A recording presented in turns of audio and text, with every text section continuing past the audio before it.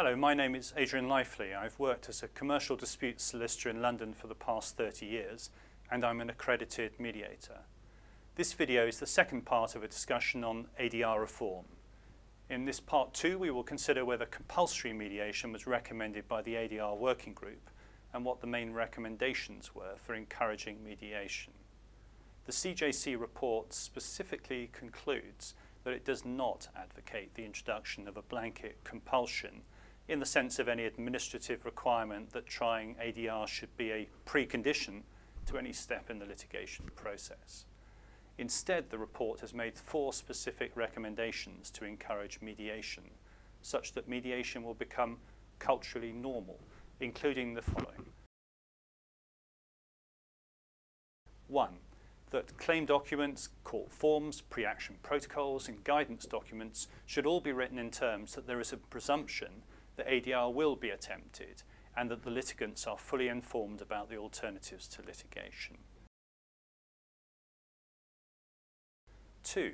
The cost consequences for refusing to mediate should be tightened. This will be done by narrowing the Halsey principles, making it more likely than ever that the courts will deem it unreasonable for a successful party to refuse to mediate. The result will be that parties refusing to mediate will be very likely to be penalised when it comes to the court deciding who should pay the costs of litigation.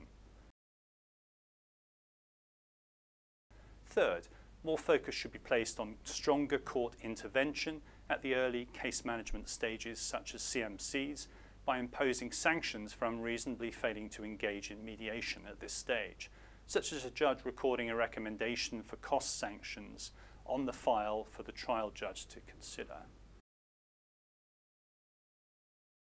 Last point, applying post-mortem sanctions under the current Halsey system, but more vigorously. The report comments that the law is ripe for review in view of the conflicts in the recent Court of Appeal cases. As always, please take legal advice about your specific situation before you take any decisions.